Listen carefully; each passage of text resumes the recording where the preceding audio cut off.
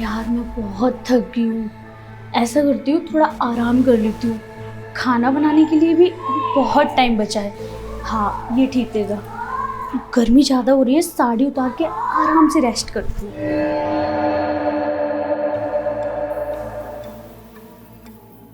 पाओ मुझे रसगुल्ला। अरे ससुर जी आप खाना है। इस टाइम खाने के लिए चाहिए आपको? हाँ बहू। अरे वो फ्रिज में रखा है, जाके खा लीजिए। और हाँ, ऐसे मत आया करिए, नॉक करके आया करिए। माफ करना बहू, मुझसे गलती हो गई।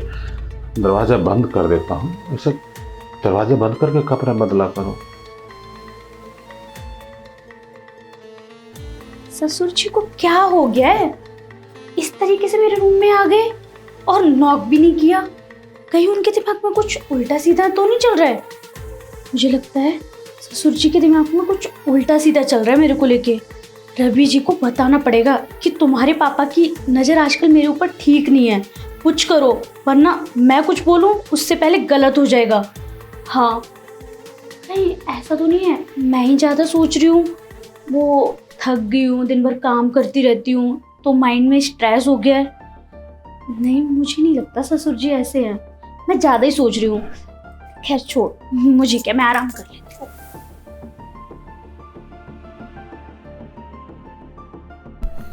अरे क्या बात है, आज तो मेरा दिन बहुत अच्छा है।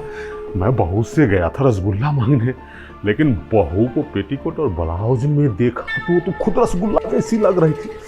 जी तो कर रहा था कि दबोच लूं उसे, लेकिन किसी तरह मन ममोस के आ गया। लेकिन बहू थोड़ी सी लापरवाह है। अरे जब वो कपड़े चेंज कर रही है तो दरवाजा तो बंद करना चाहिए था ना। अब दरवाजा बंद नहीं किए, कपड़े खोल के बदल रही है और मैं अचानक पहुंच गया। हाय हाय क्या सुनहरा दृश्य था। लेकिन मेरे बेटे की एक कमी है। अरे काम धाम ठीक है, जहाँ काम कर रहा हूँ अपनी वाइफ को भी ले जा।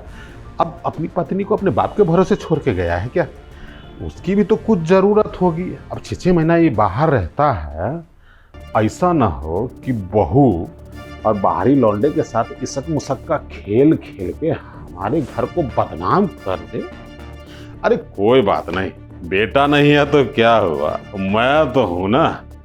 बहू पे मैं अब पूरी नजर रखूंगा। अगर मेरा प्लान सक्सेस हो जाएगा ना तो इस धरती पे मैं 10 साल और जी सकता हूँ, बहू की खूबसूरती के बहाने।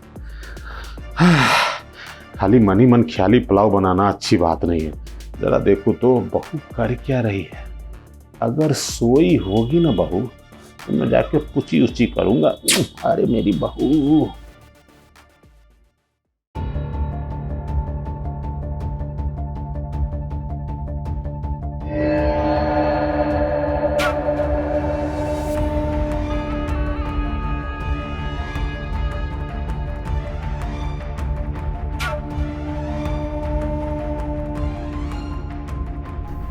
अरे क्या बात है यार, मेरी खूबसूरत बहू पेटीकोट और ब्लाउज में बहुत लाजवाब लगती है।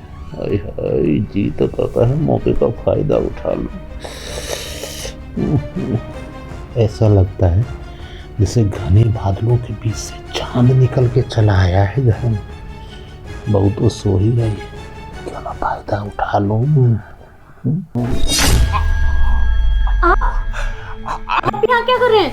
अरे बहू घबराओ मत, मैं तुम्हारा ससुर हूँ और मुझे तुमसे कुछ बात करने की इच्छा हुई थी, इस कारण मैं चला आया। तुम सोई हुई थी ना तो मैं तुम्हें जगाना सही नहीं समझा।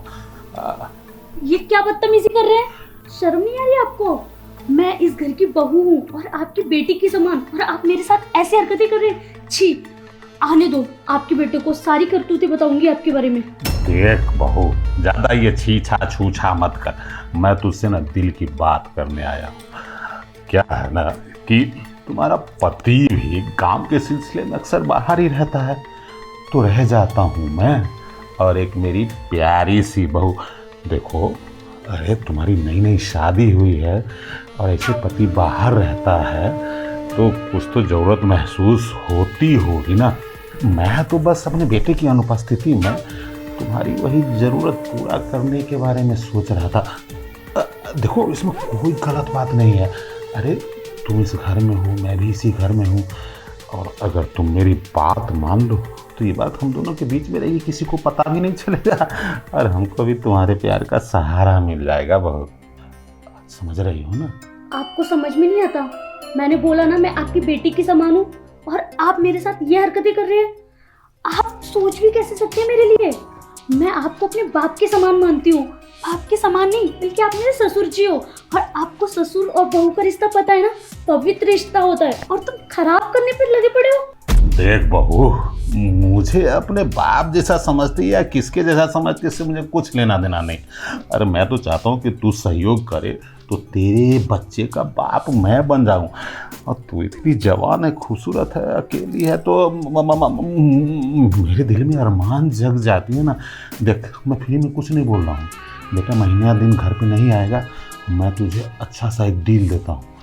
तेरे खाते में 10 लाख रुपया दूंगा, और हम दोनों गोवा बीच चलेंगे, 15 दिन रहेंगे, डे नाइट एक ही होटल में, एक ही बेड पे, और तुम्हें बिकिनी में बीच पर घुमाऊंगा। बड़ा मजा आएगा, समझी? देख खराब डील नहीं है, ठंडे दिमाग से सोचना। अरे रुपया पैसा के लिए तो लोग जीवन में जीता है, और तुम्हें बिना मेहनत के मिल रहा है पैसा, तो इसको क्यों ठुकरा रही है? ये बस कीजिए ससुर जी। इसका मतलब अब मुझे अच्छे से समझ आ रहा है कि मेरे पति को क्यों बाहर भेज देते हो, ताकि मेरा पति तो घर पे रहेगा ना, और आप मेरे पे गंदी नजर रख सकोगे, मेरी वीडियो बना सकोगे, मुझे ब्लैकमेल कर सकोगे, और क्या क्या सोचते हो मेरे बारे में। शर्म नहीं आती आपको? और मुझे टच करते हो, मुझे किस करने की कोशिश करते हो। भाई ऐसे सोच भी कैसे सकते हो? क्या क्या करने की कोशिश करते हो। और क्या बोला था शादी से पहले कि बहू नहीं ले जा रहा, बेटी बना के रखूंगा। ये बेटी बना के रख रहे हो। चोरी छुपे मेरे बिस्तर पे आ जाते हो, मुझे टच करते हो। उतरिए मेरे बेड से, उतरिए ससुर जी। देख बहू, मैंने जो तुझे ऑफर दिया है ना वो एक्सेप्टेबल है, उसको रिजेक्ट मत कर, तेरे लिए फायदे का सौदा है ये। मैंने बोला ना, आप उतरिए, उतरो मेरे बेड से। अरे बहू बहू नाराज क्यों होती है? देख तुम्हें तो पता है ना कि रिटायर होने के बाद मुझे 1 करोड़ रुपया मिला है, और मेरे पैसे को खर्च करने वाला भी कोई नहीं है। रह गई मेरी बहू, जो बेटे के भी पैसे को खर्च करेगी, और चाहे तो ससुर के पैसे पे भी अपना हक जता के खर्च करेगी।